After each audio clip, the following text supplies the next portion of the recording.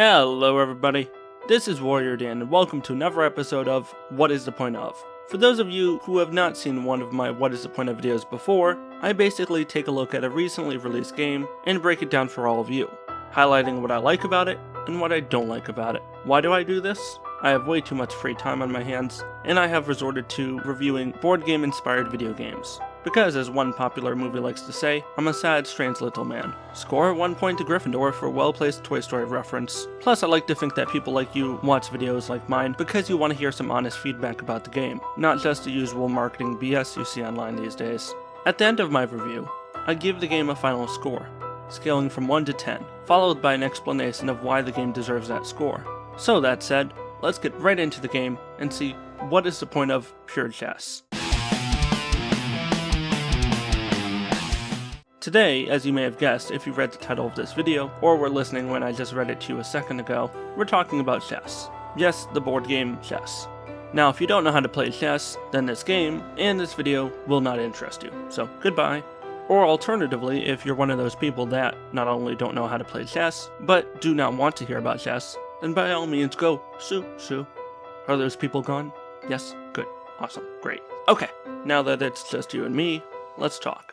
Pure Chess was developed and produced by Ripstone, a small game development firm located in Liverpool, England, known for producing high-quality games aimed at the casual gaming audience. Ripstone has a solid reputation for creating incredibly detailed, stylized visual effects, and Pure Chess is no exception. Now to start off with, the game does not feature a traditional main menu with the usual game logo and artwork. Instead, you start off with a unique tile-based interface, where you can select what type of chess match you want to play, and from there, customize your gameplay experience. Now right off the bat, I like the layout of the main menu. It seems very similar in nature to the Metro user interface design created by Microsoft for Windows 8. The only downside from a design perspective is I wish the game displayed its promotional wallpaper, including its logo, first, while presenting the player the option to click to continue to the main menu.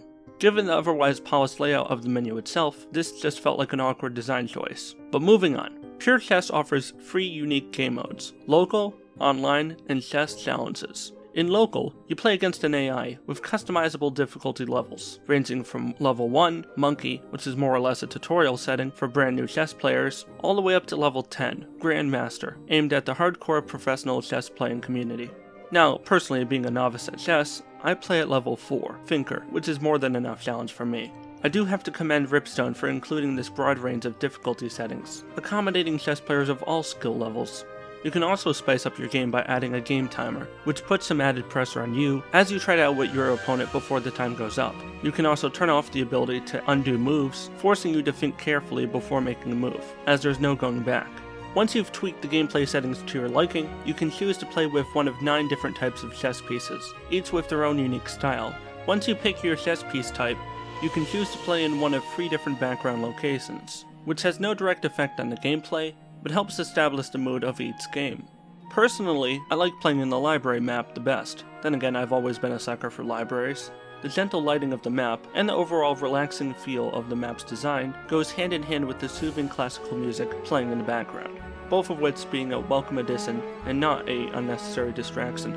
I think one of the biggest selling points to Pure Chess is its incredibly detailed visual effects.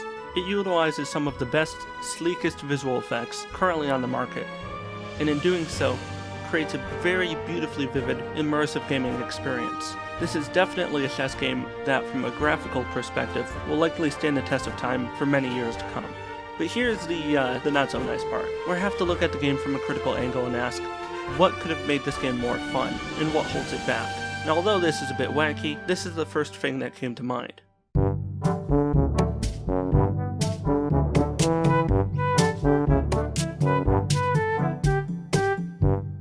Now, it would be amazing to see fully detailed attack animations in a chess game.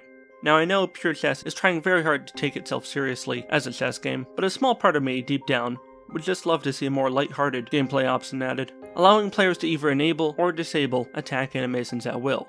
Now, I'm not going to knock any points off Pure Chess for not including this, but adding something like that would have definitely made Pure Chess one of my favorite games of this year. I do like the multitude of options in regards to customizing your chess pieces, picking from an array of different options. However, I think the number of background locations, the levels you play on, are rather limited.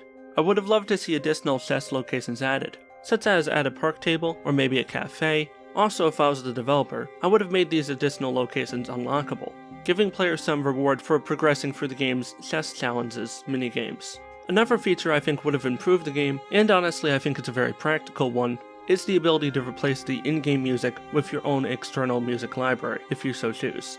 More and more casual games are adding this feature to allow third-party music, and it would have been great here to locate an external music folder on your computer and have that one replace the normal in-game music. Now I do love the classical music genre, especially Beethoven, one of my favorites being Für Elise, but I would have loved to see the game hand over more control to the player in terms of music options. Now, the final issue we must address. Is the game worth $12.99, the retail price it's currently offered at on Steam? Personally, no, I don't think so. There's no doubt it offers a lot of value, both to the casual and hardcore chess playing communities alike, but at the same time the game does seem to be encountering a bit of a roadblock, in the form of an identity crisis. The developers seem unsure whether to target casual players, or appeal to the established, more hardcore chess playing community. I've talked in the past about games that try to target multiple demographics, and in doing so, overreach. Pure Chess just seems to be the latest example of this mindset. I think Pure Chess gets a lot of things right. It has a very competent AI, which can be increasingly difficult to play against, depending on the difficulty level you select. Additionally, the soundtrack is another of the game's best accompanying features. The music for the game just feels so appropriate and soothing, and does a really good job setting the mood for the game. But the lackluster number of playable levels, and the lack of meaningful unlockable material, makes the chess challenges mode feel like a needlessly tacked on mode, added merely for the sake of providing additional in-game content, and does detract from an otherwise amazing in-game experience. My final score for Pure Chess is a 7 out of 10. While definitely not flawless, it still stands out as easily the best board game based video game on the market this year. For those of you who love chess, like really love it, I would recommend buying this game immediately. But for those of you who, like me, are more of a casual chess player, I recommend waiting until a Steam sale before you pick this game up. Don't get me wrong, I love a lot of what this game has to offer, but I think $9.99 is a more appropriate price tag versus the $12.99 they're trying to sell it to you at right now. That said, what do you think of Pure Chess? Do you like playing chess as a board game, and would you potentially be interested in buying this game, or is it not your kind of game? I look forward to reading your opinions in the comments section below.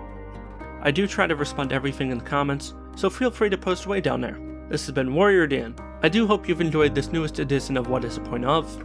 If you have an idea for another game I could do a What is the Point of video on, by all means tell me in the comments below, and if I have the time I'll be happy to cover it. If you want to see more game reviews and gaming news from me on this channel, please do hit that subscribe button, and remember to give this video a like, and I'll see you all in the next video. Bye bye.